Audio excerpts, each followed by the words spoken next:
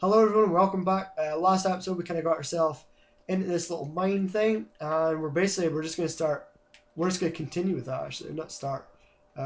Just doing the same thing, and I'm going to continue the conversation that I kind of touched on at the end of the last episode, which was trophies on the PlayStation, and I was talking about how some platinums, I try and get platinums if I can, but some games have a one trophy that's just ridiculously time consuming.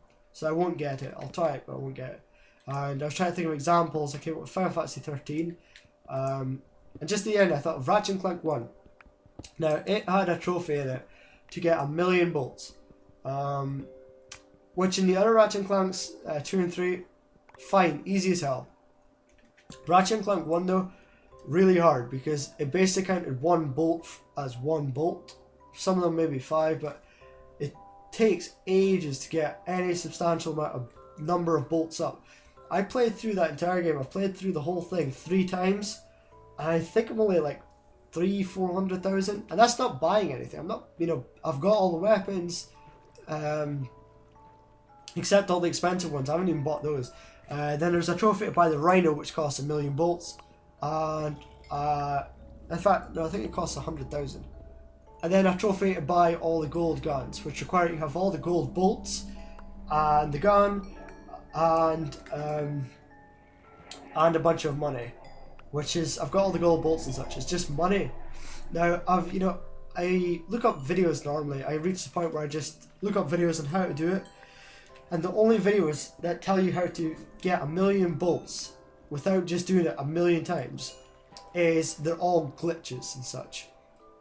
There's no, here's a place where they put in where you could get bolts really quick or anything like that. It's literally just, here's a glitch, you go through the map, you stand here, you put your controller, and you have to leave it. Even then, it takes hours and hours and hours. I've seen people have to leave it for like a few nights in a row, doing that over and over again to try and get all this money. And that annoys me a bit. I know they're trying to make trophies hard. But some are just, I like hard, and then there's time consuming. Like Mirror's Edge, right? I even got the platinum for that, but for a whole different reason. I have huge props to people who have the platinum for that, because that just takes absolute skill. You have to get, especially speedruns, the whole level has to be done absolutely flawless. And even then, you're off by just a bit. From the people I've seen anyway. But I tried it, but I don't have the, it's a game you have to really be good at. But that's not one that I don't have because it takes too long. It's just one that I just can't do. It's too hard. Which is fine. I'm happy just accepting defeat and maybe come back to it. Ninja Gaiden Sigma 2 is another one. That is ridiculously hard just to play the game. But again, huge props to folk who have it. Oh shoot, I keep doing that. There we go. So we have our food. Stick you in there. We just came here to make torches. So yeah, back to Ratchet and Clank though. I was looking at that the other day, and I thought about something to do with Ratchet and Clank. Now this bit of conversation is basically only going to make sense to everyone who has played at least the first 3 Ratchet and Clanks, maybe more. If you don't, I'll describe it to you anyway, so that you're not completely clueless on what's going on. Now, this is all going to just be my opinion. Hold on, I'm going to take a drink of water here. Okay, so this is just going to be my opinion on games in general. And we're going to, oh yeah, sticks. There we go. Sticks, torch. Sure, don't want to run out. Put you in there, put you in there, put you there. Okay, so I had Ratchet and Clank 1. It came out in the PlayStation 2, I think 2002, 3. That's just taking a random number. I'm pretty sure it's around about that time. And Ratchet and Clank 1, made by Insomniac Games, the people who made Spyro the Dragon, another great game. Ratchet and Clank was one of my all-time favorite PS2 games. It was, it was cartoony, guns in it, wasn't too, it wasn't like gun violence like Call of Duty. It was just a good kid game, and yeah, they've ported all of them now, like the PlayStation 3. I've bought them all. You know, they're all great to go back to. Now, it was one of the games where each following game had something new, which I loved. Now I'll explain that. Ratchet & Clank 1, you know, bolts, like, how to explain it? Basically the currency in that game was bolts, and to get bolts you would smash open crates and such, which were found throughout maps, levels, sorry. The game took a long time to complete, there was a lot of levels, and it was a good story, good game. There's plenty of guns in it as well. Ratchet & Clank 2 had all that, but they added stuff. For instance, they added racing. That was one of the things they added, which was you could get these hover bikes, and there was a few raced, 2 worlds with like actual races that you could do, and then you could earn, you know, big prize money off of that. And they then had, you know, you could replay the game, and with replaying the game, all the guns could actually start leveling up. Sorry, the guns could level up from the get-go, but they could only reach a certain level, and that would be then maxed out effectively. And, you know, leveling up a gun, as you would imagine, basically puts up damage and such, and all that good stuff.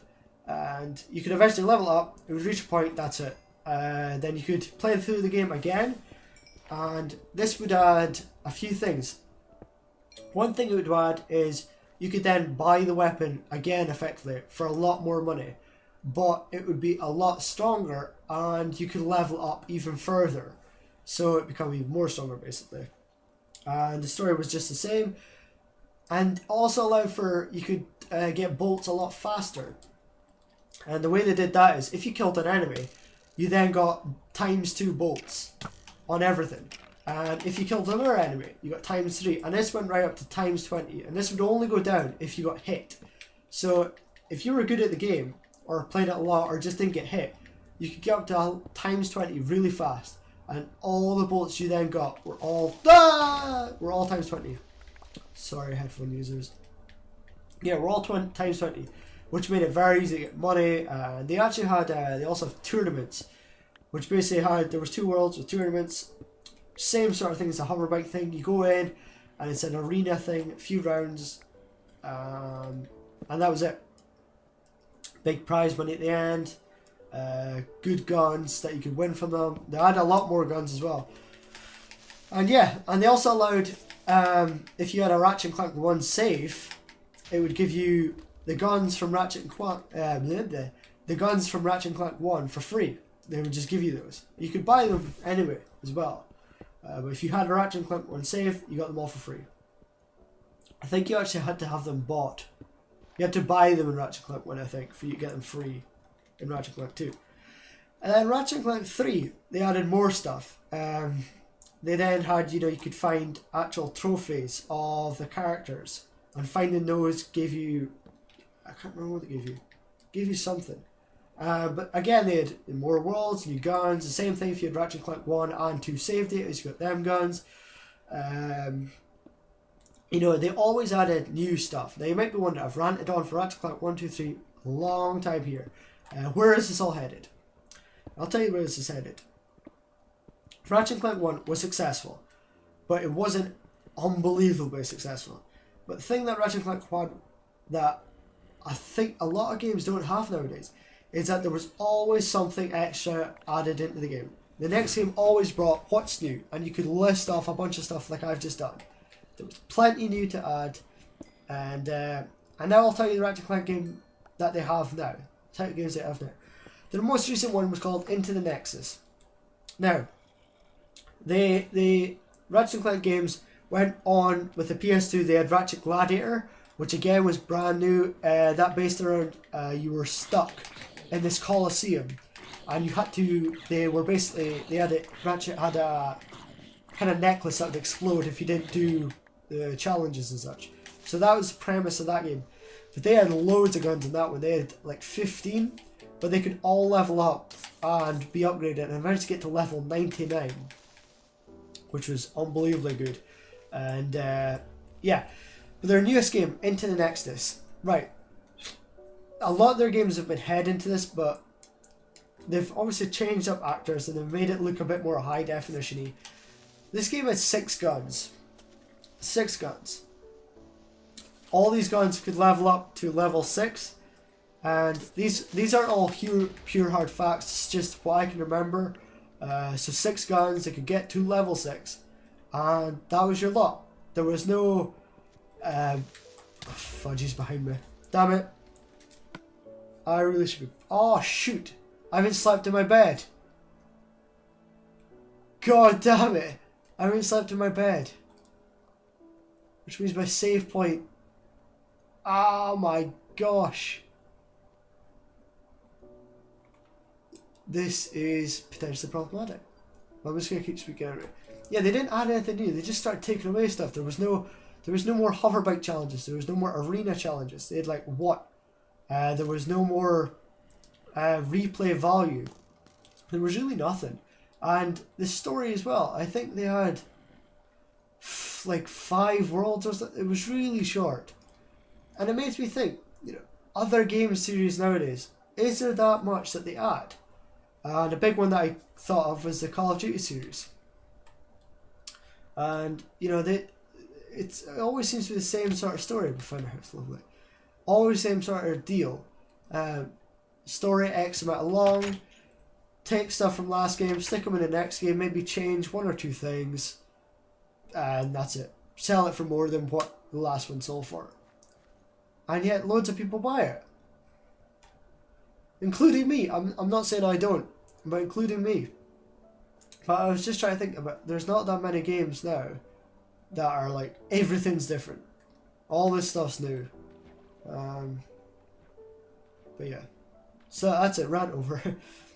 I mean, let me know if any of you agree with any of that, or if any of that makes sense, or if that was just a big load of jibble jubble. And if it is, just let me know. But, you know, I've got these 15-minute videos I need to try and fill, so... trying to think of stuff to say. But, yeah. Ratchet & Clank is actually going to be the game I'm going to play through, if you haven't already worked that out. I'm going to play through 1, 2, and 3. So you'll probably see from that, the amount of stuff that is added. You'll get to see all the stuff that I was explaining. But yeah, they'll all be coming out shortly. The one of voiceovers... They'll just be, which basically means that I'll have them all like an episode a day. There won't be much waiting time, which is a good and bad. And you won't have to listen to me yabber on for 15 minutes. Which I'm sure you're all glad to hear. Right, my voice is absolutely killing me now. Not used to this sort of speaking for a year thing. Hopefully this isn't too dark for you guys. I haven't really found much. That's, you know, nothing that's, wow, look at that kind of thing. I kind of want to just explore this thing rather than dig further down. Normally if I find a big thing like this, I'd rather just explore it to its full extent rather than continuously digging down. What we'll do is we'll head back to the trench and we'll go the other way. Because we came this way and then we'll go the next way. Take this little bit of iron. And as I say, we're coming up to a wrap anyway. So what I'm going to do is I'm going to end this episode just now. And then next episode we'll start trying to find a bit more stuff elsewhere. So I'm going to say thank you for watching this episode. Be sure to leave a like if you liked it, comment on stuff, and subscribe so you don't miss any more episodes in the future. Let me know what you thought of the video, and once again, thanks for watching, and I'll see you in the next episode.